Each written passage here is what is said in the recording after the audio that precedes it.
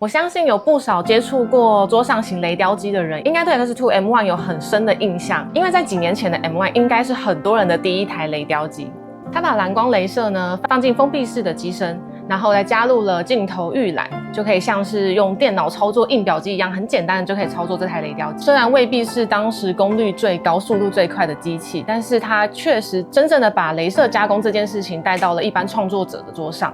有很多人呢，第一个客制化的产品，或是第一次摆市集，都是因为这台机器，甚至开始接单客制化。那 M1 当年的配置呢，是雷射加上罗兰刀，像是木材啊、皮革的就交给雷射，那贴纸相关这一类的呢，就用刀片来进行。不过呢，它是没有彩色列印的功能，所以说牵扯到彩色列印这个部分，你就要额外的先在印表机先做完，然后再过来这台机器加工。而几年过去之后呢，蓝光雷射的光斑、速度还有排烟功能都已经进步了。这次 M2 它拿掉了 M1 最具代表性的罗兰刀，加入了彩色印刷。那我们今天呢，就来验证看看能不能将雕、切、印一机顺畅的完成。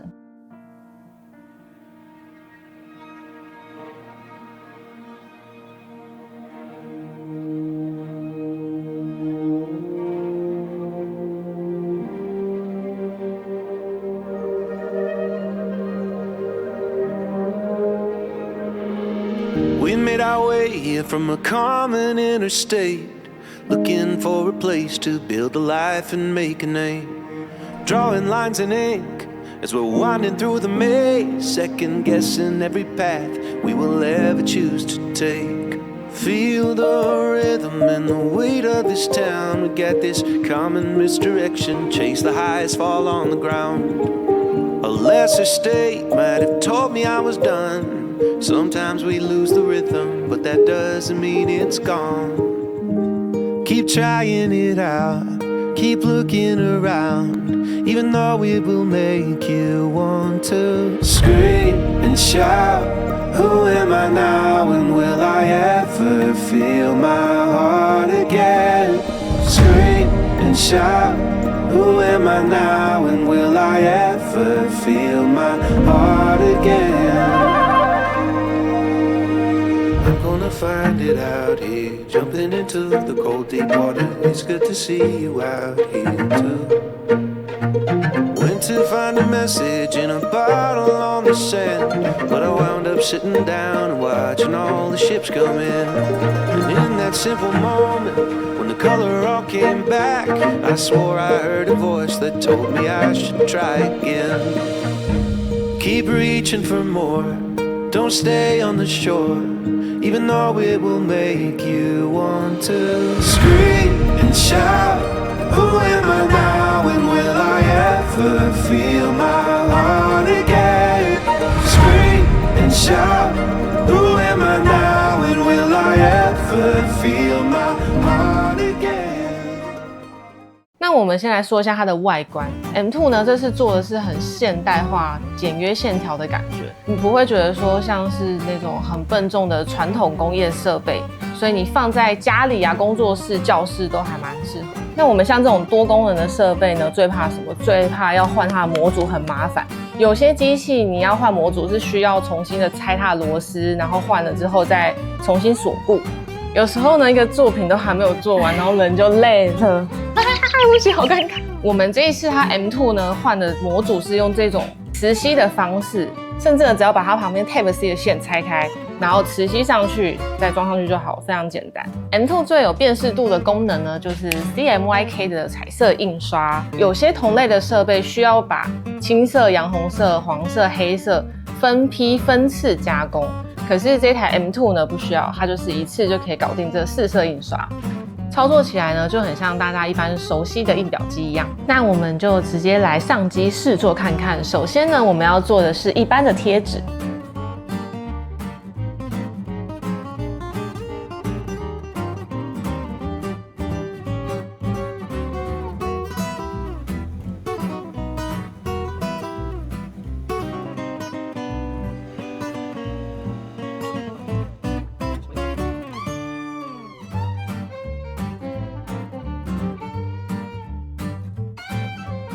接着呢，我们来试做纹身贴纸。那使用的呢是水转印纸。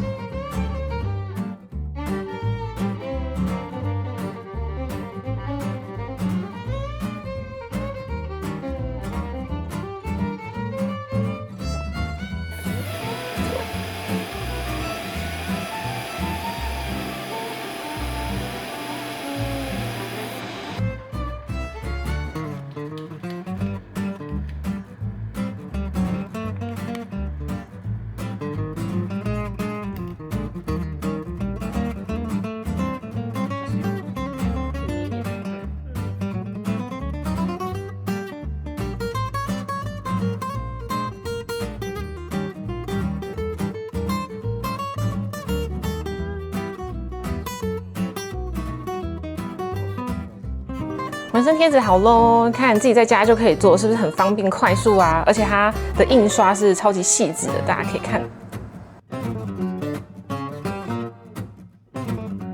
除了一般的贴纸之外呢 ，M2 还可以做更细致细节的创作。像是布艺的话，我们可以先把图案印在这个布上面，然后再做切割之后，我们自己放入松紧带车缝，就变成一个真的可以用的发圈。这种从图案印刷、切割一路到成品的流程，非常可以看出 M2 它在小量客制化上面的价值。不过彩印的效果呢，就很看材料的特性，像是木板啊、帆布、粗布这种直接印呢，它可能会比较容易晕开。这个部分呢，可以降低喷墨的浓度来改善，不过可能就是会让它的颜色比较淡一点，或是也可以试着用美术社常见的底漆，在做之前呢，先做底漆的处理，等底漆干了之后，我们再来做印刷，它会比较显色。清晰度比较高，经过合适的材料处理之后呢，效果可以说是非常惊艳。所有的细节啊，你会觉得很像是，甚至像画布上面的都很像手绘这样子。不过比较注意的一点呢，就是 M2 是 CMYK 4色印刷，不包含白墨，所以我们在印这种木材或是皮革本身就有底色的材料的时候呢，你想要保留它自然的材质还有底色的话，你必须要把这部分考量在设计之中。或是说呢，像这种木头材质，你可以去买白色的粉漆，先做一个底色，稍微打磨之后呢，可以再做印刷，也会比较显色。那彩色印刷呢，一般人比较担心的就是这个堵墨的问题。可是 M2 它的彩色印刷模组呢，它底部这边是会有一个保护盖的。那它这个保护盖里面呢，就是会有一个清洁海绵跟保湿液。那这个我们其实也都不用去手动去开盖它，因为它在印刷前呢就会自动开盖。那等到都印刷完毕之后呢，再自动关盖，可以降低喷头、堵塞跟干燥的风险。不过如果说你是长时间没有用的话，还是记得要偶尔去基础的保养它一下。M2 呢是使用远近双镜头，画质看起来非常好。那箱体内的灯光也非常明亮。那当雷雕机拥有这个高画质的镜头的时候呢，我们就可以拿它来自拍。呀吼！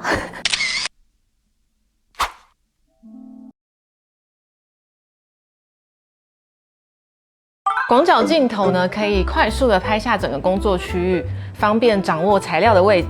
近景的镜头呢，就负责小物件跟精细定位，它的自动化流程也非常的快。从我们放入材料、拍摄、测距、Z轴移动呢，几乎是没有等待。以我们接触的桌上型3轴式雷雕机来说 ，M2 的对焦速度可以说是最快，没有之一。不过呢，很多新手他真正卡住的不是在机器的使用，而是不会做图。可是 M2 它搭配的 X2 Studio 呢，可以借由文字生成图像。去被转线稿，产生切割外框，或者是产生它的简单的立体结构。过去呢，我们可能需要一些很专业的设计软体，现在只需要 X2 Studio 呢，就可以轻松搞定。如果你不想从零开始的话，在他们的阿腾社群里面呢，也有很多的创作者去分享他的现成加工档。看到喜欢的作品呢，只要点一下就可以把档案直接带进 X2 Studio， 连图层和基本加工内容都已经准备好了，你可以直接照着做。也可以只改文字、尺寸或材料，很快呢就能完成第一件作品咯。对很多新手来说呢，0到1是最难的，所以只要有成品出来，你再慢慢的去理解它是怎么设计、怎么加工，下一个作品自然就会做得越来越好。10瓦、20瓦到底怎么选？如果你是第一次买，或者是还在犹豫的话，我可以告诉你，直接选10瓦就好了，因为你在一般看到的彩色贴纸啊、皮革或者是3到5毫米的薄木板，10瓦都可以轻松的处理。真的会需要用到20瓦的人，他可能早就知道他自己需要大量的切厚板，或者是重视效率。那也有可能说他是 M1 曾经的用户，他会需要去做一个升级的话，可以选择20瓦。官方呢有曾经挑战过10毫米的椴木板，可是呢连木百货都很少见这个厚度。M1 使用罗兰刀呢，是因为一般我们在做雷射切割的时候，很容易造成材料边缘的焦黄。M2 取消刀片后呢，靠着更小的光斑、更快移动，还有内建气泵的排烟系统来减少焦痕。在过去呢 ，M1 的气泵是需要额外加购的，现在 M2 呢，在这个价位内就是直接内建，之前要6、7万以上的 Ultra 等级，所以它 CP 值是非常非常高。如果呢你想要做金属雕刻的话呢，就可以选择红光模组。虽然说蓝光呢有对不锈钢基础的变色能力，你如果说是偶尔的玩不锈钢的话，可以先不加购。那如果你今天想要玩不锈钢以外的其他金属的话，那就一定要加购红光模组。M2 呢也可以搭配 RA3 Lite 旋转轴做杯子和圆柱的加工，利用它的箱体空间啊跟那个模组的方向调整，就不用再额外加购增高座。那如果说你是已经有以前 RA3 原版的旋转轴的话，可以再另外买它的那个 M2 专属的转接配件。最后呢，我们来做一个非常实际的实验，就是假设今天我是一个完全不会做设计的使用者，那我想要做一个送给朋友生宝宝的礼物，那我们就来看实际上要怎么样操作吧。首先呢，我们直接打开 S2 Studio 里面的 AI， 然后输入提示词。我们今天呢是要来做一个宝宝房间的门牌。好，等 AI 跑完之后呢，我们直接点它生成的图案，你可以发现它连切割线都已经准备好了，这样我们就可以直接做成一个完整的加工档。那接着就是放入材料，可是放入材料之前呢，我们要加上这个 M2 专属的夹具。那为什么要用这个夹具呢？除了将材料垫高，让它底部会有空间，让空气对流，减少材料过度的熏黑之外呢，虽然这个底板啊，它是做可以让你去切割到的，没有关系。只是有些人可能就会觉得说，上面有很多线条被切割到，这样不好看、不美观，要去更换它。那你垫高之后就可以减少这个机会。OK， 将材料放好之后呢，我们就直接跑全自动模式，拍照对焦一次完成，超简单。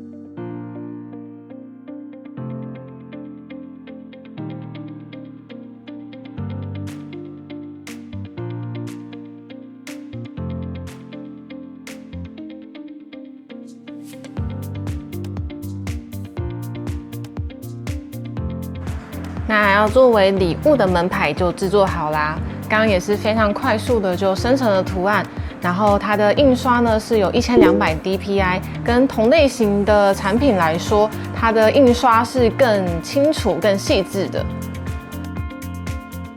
为了要让它更像一个可以送人的礼物呢，我们要来做一个礼物盒。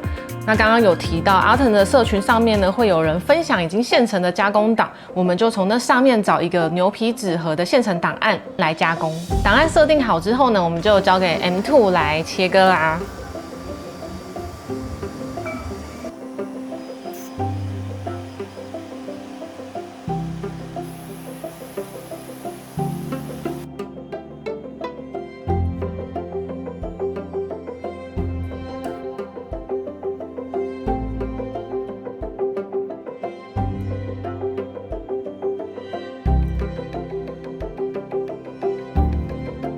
那切割出来之后，我们沿着线来组装这个礼物盒。那这样子一个礼物盒就完成啦。最后呢，我们就来做一般的贴纸。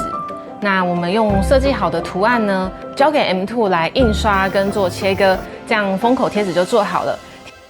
那这个呢，就是 M2 对新手最吸引人的地方。你不需要事先的去熟悉各种专业的设计软体，你可以使用它的 AI 跟它的社群，让你的档案可以直接很快速的生成，然后或者是有现成的加工档来做使用。有了档案之后呢，你就可以交给我们拥有雕切印的 M2 来帮你制作一整套完整的礼物。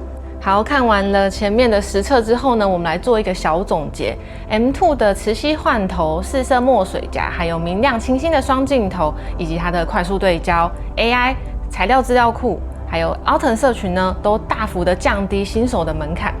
虽然说它还是有一点材料跟墨水上的限制，但是比起当年同样定位在入门机的 M1 来说，已经便宜了1万块，可以说是非常高 CP 值。所以呢，我相信这会是非常多年轻创作者的人生雷雕机。你有可能呢是第一次将自己的插画变成商品，第一次呢完全的自己制作一个朋友的礼物，或者是第一次将作品带到市集里面。当年呢 M1 把雷雕带到桌面上，现在 M2 呢把彩色创作也一起带进来了。X2 M2 呢目前在嘖募资，不管是10瓦、20瓦、彩印套组、红外光套组跟它的旋转轴方案呢，都整理在下方的木百货的专属连结，输入这组折扣码结账时，可以再享有500块的折扣哦。木百货这边呢，也会提供软硬体教学、材料测试，还有售后协助。如果你还是很不确定你适合哪个模组的话，可以私讯或者是留言告诉我们你想要做怎么样的作品。这边是木百货，我们下次见喽。